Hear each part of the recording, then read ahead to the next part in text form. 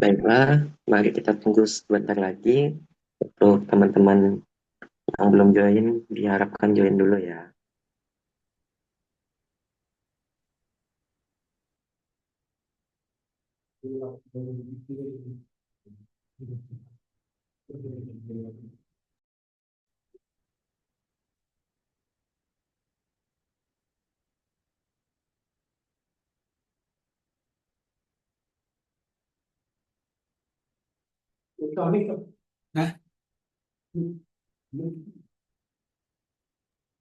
Baiklah, apakah teman-teman semua sudah mengisi post testnya? Sudah. Sudah, Vi. Sudah. Baiklah, terima kasih atas jawabannya. Mari kita lanjut ke kesimpulan. Berdasarkan pembahasan, dapat disimpulkan bahwa penyerapan unsur asing dalam teks akademik bahasa Indonesia dilakukan melalui tiga cara, yaitu penggunaan unsur asing secara apa adanya, untuk konsep yang belum ada padanannya, penyerapan unsur teknis yang belum memiliki teknis yang belum memiliki pengganti agar benar, serta penolakan penyerapan jika sudah tersedia padanan kata yang sesuai. Ketiga cara tersebut diikuti pengelompokan secara adopsi dan adaptasi untuk memudahkan penutur menggunakannya sesuai kaidah ejaan. Sementara itu, penerapan berbagai jenis tanda baca seperti titik, koma, tanda seru dan tanda seru, tanda tanya, titik koma, titik dua, elipsi, garis miring, petik tunggal, dan petik ganda pada teks akademik dimaksudkan agar struktur kalimat lebih jelas, pesan tertulis mudah dipahami, dan pembaca tidak salah menangkap maksud penulis. Baiklah, kita sudah memasuki ujung presentasi, yaitu sesi tanya-jawab. Dipersilahkan kepada teman-teman sekalian yang ingin bertanya, kami berikan kesempatan kepada 3 orang untuk bertanya. Izin. Moderator Izin. saya bertanya. Saya ingin bertanya. Baiklah, sebentar. Silahkan Aulun Mentazir dipersilakan terlebih dahulu.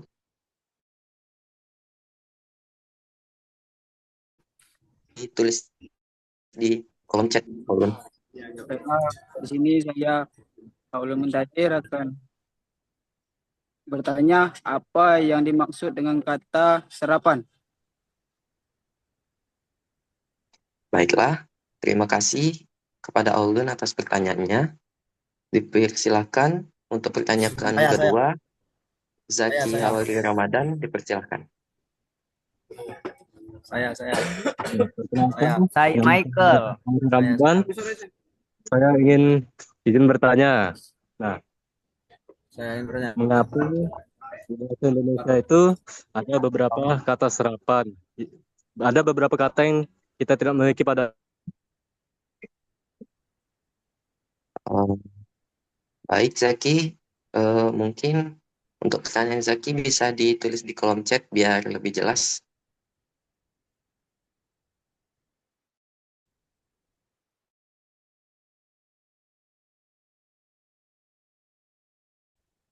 Baiklah, Zaki. Untuk pertanyaan ketiga, yaitu Muhammad Aidil Sabranulya. Saya. Halo, Enggak, kan bisa di sistem tuh, bisa Zoom. Ya, kepada Aidil dipersilakan.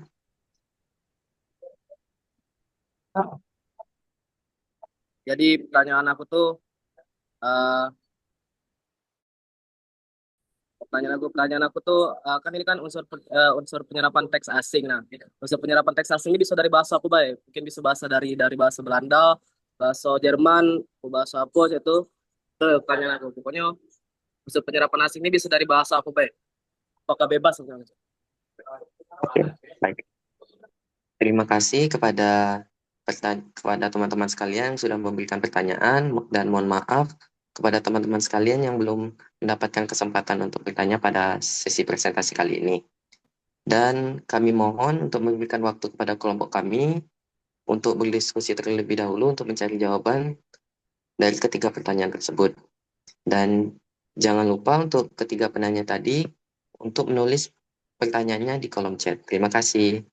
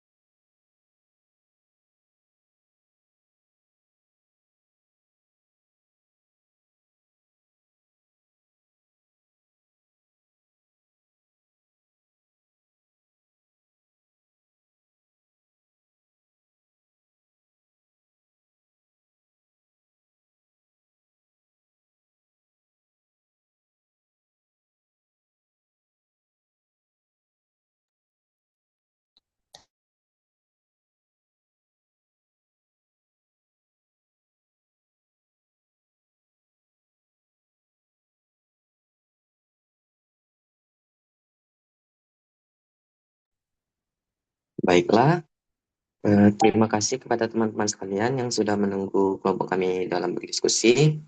Untuk pertanyaan pertama akan dijawab oleh rekan kami, yaitu Doni. Kepada Doni kami persilahkan.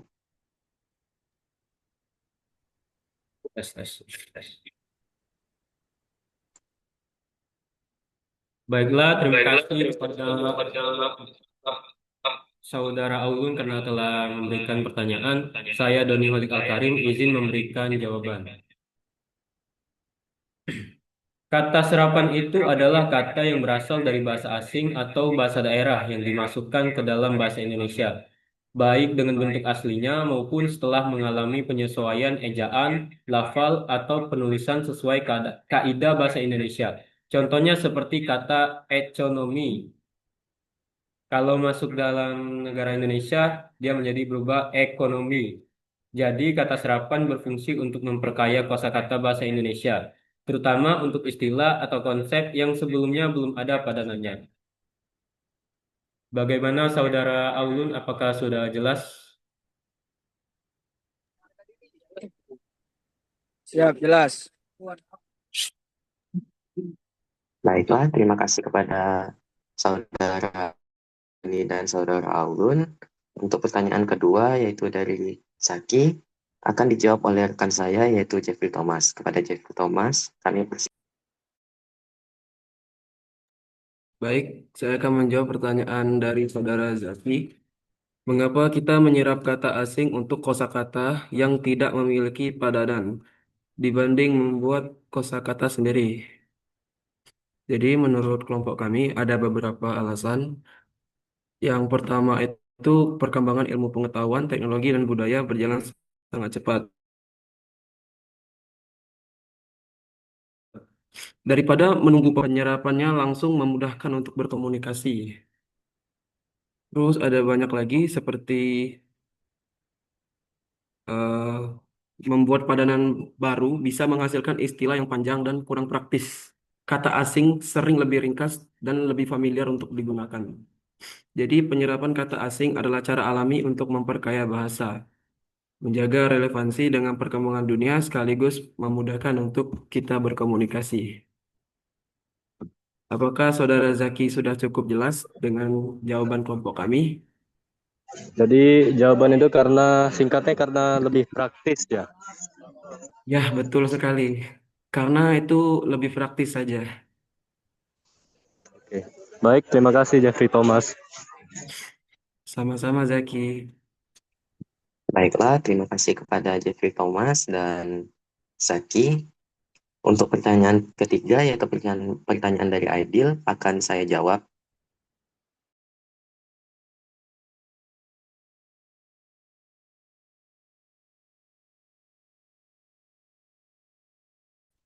Yang pertama itu bisa dari bahasa Sanskerta.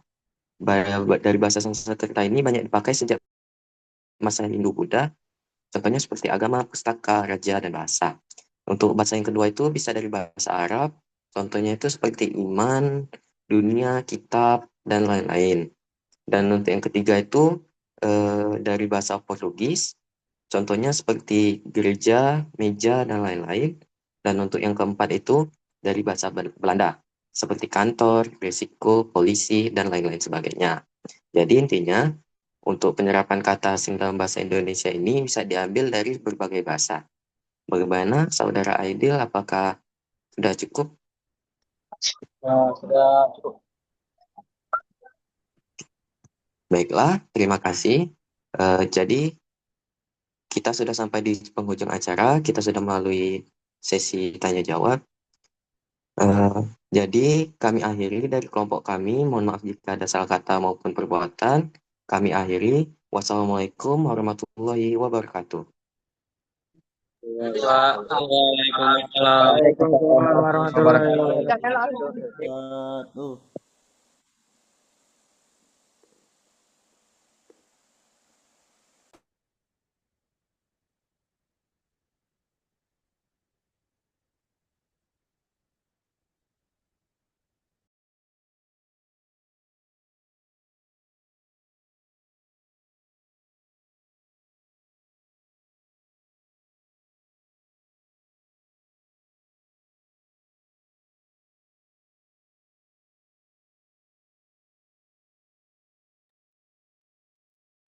Terima kasih kelompok 5 atas pemaparan materinya.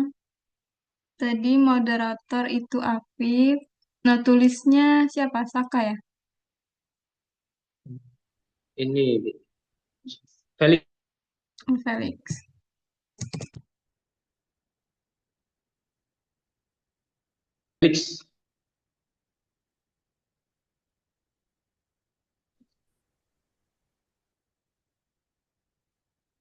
Oke. Kelompok 5 sudah mengumpulkan makalah tepat waktu, tapi PPT-nya itu diunggah di hari H. Kemudian logonya itu dibenerin cari logo yang benar. Nama kelompok itu tidak perlu di bold. Kata pengantarnya rata kanan kiri ya, bukan di tengah. Untuk formatnya sudah benar.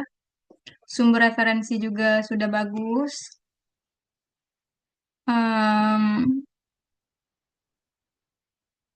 Jangan disengaja buat kesalahan ya. Itu kenapa kata Iya, Bu. pengantarnya di tengah. Semakin minim kesalahan, semakin bagus nilainya. Ada pretest dan posttest juga.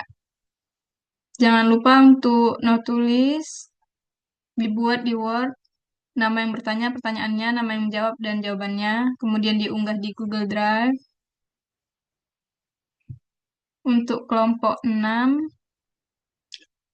ada Muhammad Janya Alfarizi, Immanuel Given Pangabean, Henry Partogi, Rabani Sani, dan Muhammad Ilham Al-Zaki. Silakan dipersiapkan kelompok 6, pengumpulan makalah dan PPT-nya itu H-1, maksimal H-1 sebelum pertemuan. Jangan lupa pretest dan posttest juga. Sampai sini ada pertanyaan?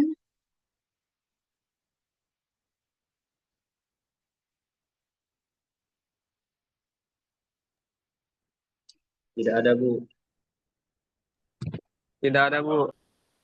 Baik, kalau tidak ada, kita akhiri pertemuan pada hari ini. Wabillahi taufiq wal hidayah. Wassalamualaikum warahmatullahi wabarakatuh.